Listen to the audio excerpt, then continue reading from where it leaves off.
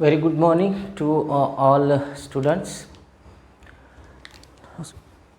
Today we will start our next topic, that is the ninth topic of science second, that is environmental management. We are already discussed about our classification of plant, then energy flow in an ecosystem. Then we are already discussed about useful and harmful microbes. Now we are moving towards the environmental management, how the environmental situations we can manage, how the pollutions are controlled, how the waste management is done, that all things we can learn here. Basically we learn about pollution and how to control the pollution. These all things are already learned in a previous year. So now today we are starting about environmental management. From that, first point is weather and climate.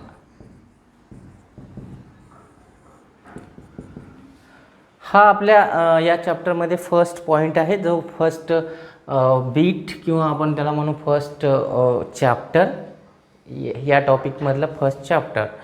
तर याच्यामध्ये weather आणि climate या दोन गोष्टी आहेत. These are relates to each other but these are different things. Okay, या दोन ज्या टर्म्स आहेत, वेदर वेगळी आहे आणि क्लायमेट वेगळी टर्म आहे, आणि ह्या दोन आहेत तर वेगळ्या, पण depends on each other. Climate is always depend on weather. Okay, so weather conditions are decide how the climate is occur. What is the weather and what are the differences between these two terms, that we have to learn now. Okay, तर सगळ्यात पहिल्यांदा हे जे weather असतं, आपण आज बऱ्याच आपल्याकडं वेधशाळा आहेत अवेलेबल फॉरकास्टिंगसाठी. फॉरकास्ट काय असतं, एक आपल्याला त्यामध्ये एन्व्हायरमेंटल किंवा आपल्याला आता ह्या दिवसामध्ये पाऊस येतो, पावसाळा चालू आहे, मान्सून चालू आहे, तर आपण काय म्हणतो की न्यूजमध्ये किंवा आपल्याला टी व्ही न्यूज, रेडिओवरती ज्या बातमी दिल्या जातात त्यामध्ये तुम्हाला सांगितलं जातं की येत्या 48 तासात, येत्या 24 तासात किंवा आठवड्यामध्ये ज्या आहेत त्या गोष्टी ज्या आहेत त्या आता येत्या 24 तासामध्ये पाऊस पडणार आहे, इतका मुसळधार पडणार आहे, इतका पाऊस होण्याची शक्यता आहे. तर हे अनुमान, ओके, हे अनुमान आपल्याला कोण देतं? Meteorology department. मेटेरोलॉजी डिपार्टमेंट काय करतं आहे? एक डिपार्टमेंट आहे ज्या थ्रू सॅटेलाईट्सच्या मदतीनं आपल्याला येणाऱ्या क्लायमॅटिक कंडिशन्स, येणाऱ्या वेदर कंडिशन्स कशा असतील किंवा येत्या 2 दिवसात, येत्या 4 दिवसात एन्व्हायरमेंट कसा असेल याची माहिती देणं, हे त्यांचं काम आहे, मेटेरिओलॉजी डिपार्टमेंट. पण त्याच्या अगोदर आपल्याला हे जाणून घ्यायचं आहे की हे ॲक्च्युली वेदर काय असतो आणि क्लायमेट काय असतो. ओके, तर जो आज आपल्याकडं फॉरकास्ट अवेलेबल आहे depending on weather conditions as well as climatic conditions. तर फरक लक्षात घ्या. वेदर मीन्स काय म्हणता येतं, कंडिशन्स किंवा environmental conditions at a specific time at a particular region or area. आपण काय म्हणलं, वेदर कंडिशन्स, एन्व्हायरमेंटल कंडिशन्स किंवा आपण म्हणू ॲटमॉस्फेरिक कंडिशन्स. काय म्हणता येईल याला? Atmospheric conditions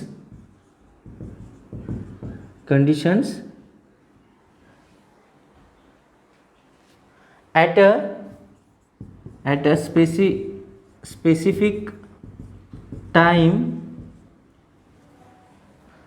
at a particular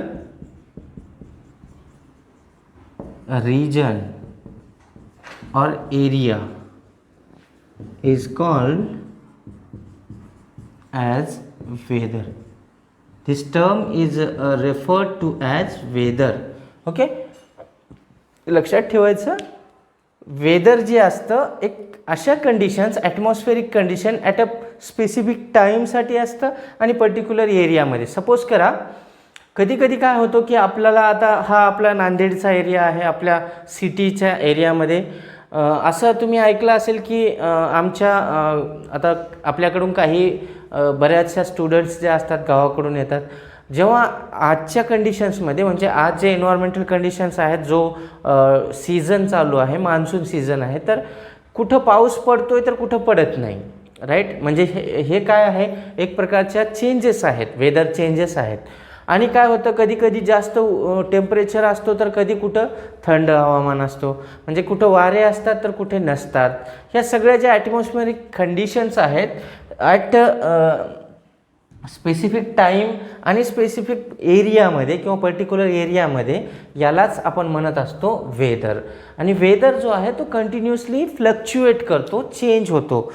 फ्लक्च्युएटचा मतलब फ्लक्च्युएट करतो.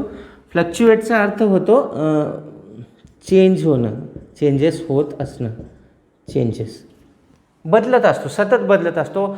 इवन आपल्याला एक तासाला किंवा 15 मिनटं 20 मिनटानंतर वेदर जो आहे तो चेंज होतो. कधी कधी बघा तुम्ही एक 5 ते 10 मिनटं अगोदर खूप गरमी होत असते, मग काही वेळातच आपल्याला त्या ठिकाणी वारे वाहायला स्टार्ट करतात. तर ह्या वेदर कंडिशन्स ज्या आहेत त्या फ्लक्च्युएट करतात at a particular region at a specific time, for the specific time. Time to time ते कंटिन्युअसली चेंज होत असतं. मग ह्या वेदर कंडिशन्स ज्या असतात, ह्या ज्या कंडिशन्स असतील, जशा प्रकारचा वेदर असेल तशा वेदरवरती डिपेंड करतं हा क्लायमेट. क्लायमेट काय आहे तर एक जसं आपण सांगितलं की ॲटमॉस्फेरिक कंडिशन्स आहेत वेदरमध्ये स्पेसिफिक टाईमला, पर्टिक्युलर रिजनला, आणि त्या कंटिन्युअसली चेंजेस होत असतात. तर हे जो आहे climate is also an atmospheric conditions which is for at a specific time for a specific time for at a particular region, but that is for a long duration साठी. हा climate जो आहे चेंज होत नाही सारखं, long ड्युरेशनल असतो, long टाईमसाठी असतो, लॉंग टाईम. आता क्लायमेट कशाला म्हणतो, आता एक सोपं उदाहरण. आता जो सीझन चालू आहे, आता आहे मान्सूनचा, पावसाळा चालू आहे, बरोबर, मान्सून चालू आहे. मान्सूनचं सीझन किती टाईम ड्युरेशनसाठी असतो, ॲप्रॉक्सिमेट 4 मंथ, राईट, 4 मंथ एवढा आहे. ओके, 4 मंथचा कालावधी आहे. इतक्या दिवस कमीत कमी 4 महिने तरी हा पावसाळा चालूच राहणार. तर अशा कंडिशन्सना जे जास्त टाईमसाठी टिकतात यांना आपण म्हणत असतो क्लायमेट. ओके, क्लायमेटमध्ये आपण त्याला कसं डिफाईन करू,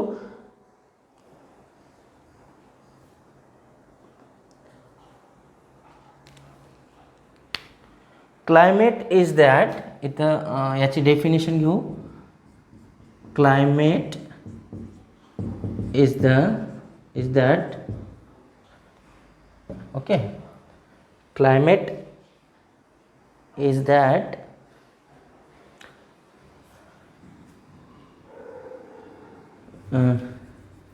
असं करू, climates are the conditions that remains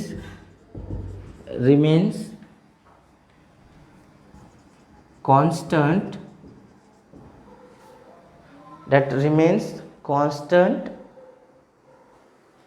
in a specific region. काय म्हणू आपण, specific region for a long duration, ह्याला म्हणू आपण क्लायमेट. क्लायमेट काय असतो, are the conditions or environmental conditions that remains constant in a specific region for long duration. Okay, so time duration जो आहे याचा जास्त आहे. हा क्लायमेट 4 मंथ अप्रॉक्सिमेट, पावसाळा 4 महिन्याचा, उन्हाळा 4 महिन्याचा, त्याच्यानंतर आपण म्हणतो हिवाळा पण 4 महिन्याचा असतो. तर या सगळ्या कंडिशन्स कशा आहेत, क्लायमॅटिक कंडिशन्स. आणि ह्या क्लायमॅटिक कंडिशन्समध्ये बदलाव दिसून येतात. कधी कधी काय होतो, पाऊस पडतोच, कधी पडतच नाही, कधी गरमीच होते, कधी थंडीच वाजते. ह्या सगळ्या ज्या कंडिशन्स आहेत रेग्युलरली फ्लक्च्युएट करतात, खूप चेंजेस होतात, पण याच्यामध्ये काहीही चेंज होत नाही. पावसाळा आहे, भलेही आपल्याकडं आपण म्हणू सपोज करा we have monsoon started from 7th June, 8th June or 9th 10th June. Okay, 10th June to approximate we can say 28th or 20 October something. Okay, तर इथवर जो टाईम ड्युरेशन आहे या 4 मंथमधला, तर याच्यामध्ये जर सपोज करा की जूनचा पूर्ण महिना पाऊसच नाही पडला. ओके, पाऊसच नाही पडला आणि तिथं वेदर कंडिशन्स रेग्युलरली कधी ढगाळ वातावरण दिसतोय, कधी खूप गरमी होत आहे, कधी टेम्परेचर जास्त आहे उन्हाळ्यासारखं.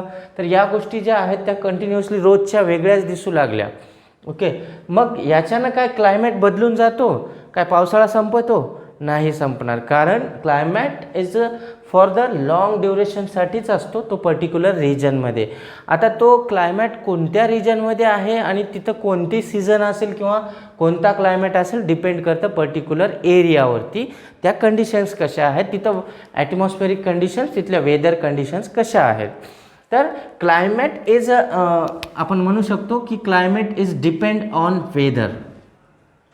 क्लायमेट क्रिएट होण्यासाठी प्री अवेलेबल किंवा प्री एक्झिस्टिंग कंडिशन्सवरतीच क्लायमेट फॉर्म होतो, क्लायमेट डिपेंड करतो. प्री अवेलिंग कंडिशन्स म्हणजेच काय, प्री अवेलिंग अगोदरच्या कंडिशन्स कशा आहेत, कंटिन्युअसली कसं चालू आहे वेदर कंडिशन. रोज सकाळी उठल्यानंतर आपल्याला ढगाळ वातावरण दिसतोय, थेंब पडत आहेत, त्याच्यानंतर कधी कधी मधीच पाऊस पडत आहे, त्याच्यानंतर परत ढगाळ वातावरण, हे रोजचं चालू झालं.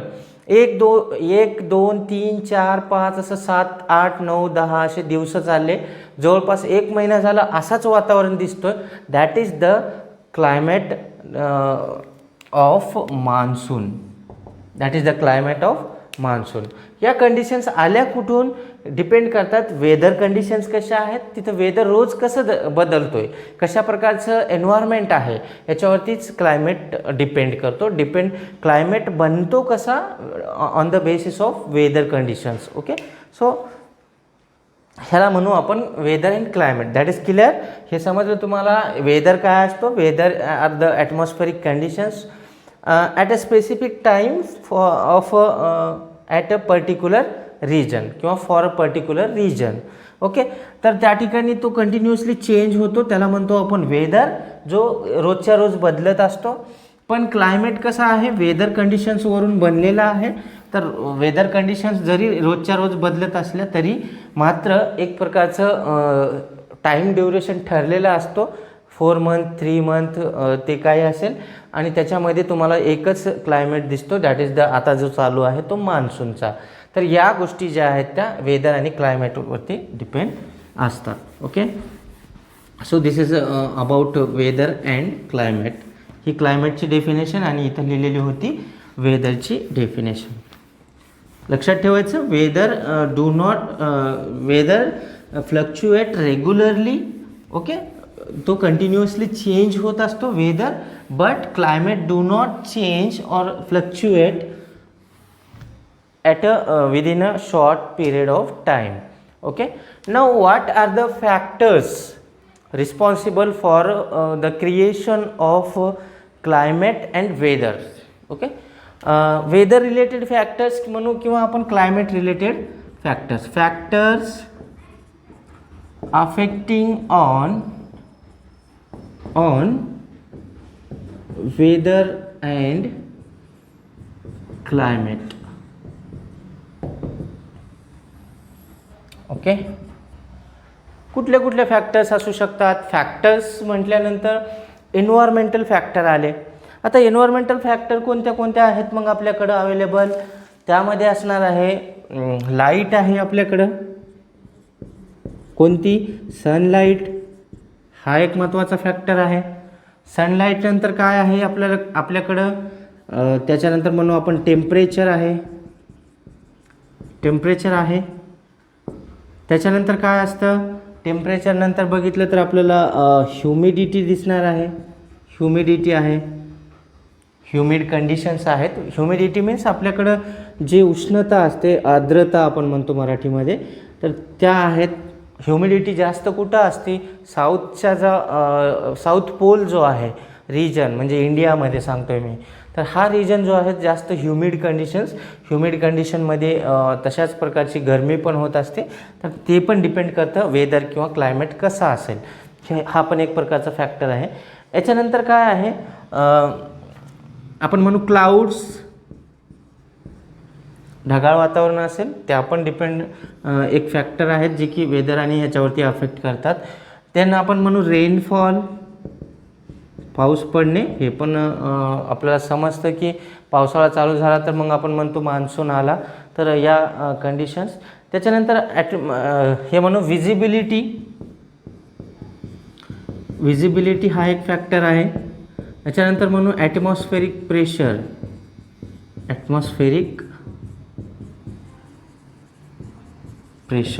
Okay, so this all are the factors affecting on weather and climate. याच्यामध्ये प्रत्येक फॅक्टरकडं बघा तुम्ही.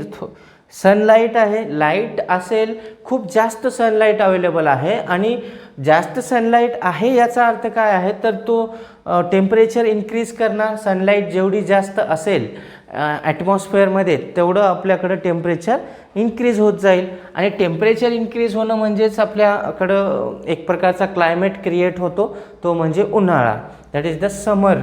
आता ह्याच्यानंतर मग ह्युमिडिटी येऊ लागली. मग समरमध्ये मग लाईट आहे जास्त, टेम्परेचर वाढला तर ह्युमिडिटी वाढली. आता क्लाउड्स आहेत, समजा क्लाउड्स खूप येत आहेत आकाशामध्ये तुम्हाला, तर मग क्लाउड्स थ्रू काय आपल्याला विजिबिलिटी दिसणार आहे, लाईटनिंग वगैरे जे असतं, किंवा किती आपल्याला विजिबल आहे एन्व्हायरमेंट. ते कधी कधी दिवस असताना देखील खूप सारे क्लाउड्स आले पण विजिबिलिटी दिसत नसते, म्हणजे विजिबल काही गोष्टी ज्या आहेत, कधी कधी स्मोक असतो एन्व्हायरमेंटमध्ये, मग याला म्हणू आपण विजिबिलिटी. याच्यानंतर ॲटमॉस्फेरिक प्रेशर पण हा एक फॅक्टर आहे, कशा प्रकारचं ॲटमॉस्फिअर आहे हे पण डिपेंड करतं. रेनफॉल आहे, पाऊस किती पडतोय काय नाही, या गोष्टी बी खूप साऱ्या महत्त्वाच्या असतात. ओके, तर आपल्याला आता बघायचं आहे.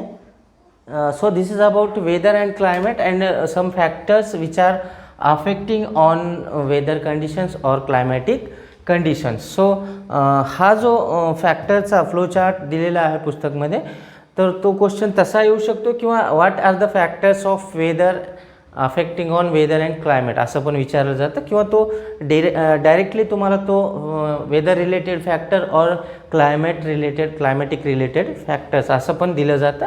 तर हे फॅक्टर्स लक्षात ठेवायचे आहेत तुम्हाला. ओके, तर आता आपल्याला पाहायचं आहे. ठीक आहे, आजचं ठीक आहे, आपण आज इथं थांबू. आपण जो पुढचा पार्ट आहे मेटिरोलॉजी डिपार्टमेंट किंवा मेटिरोलॉजी, हा जो आहे पुढच्या क्लासमध्ये पाहणार आहोत.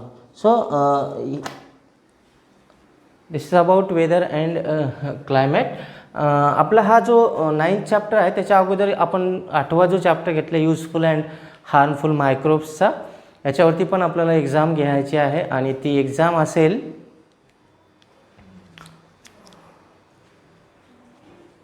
ठीक आहे, मी तुम्हाला ठरवतो तारीख, मग सांगतो.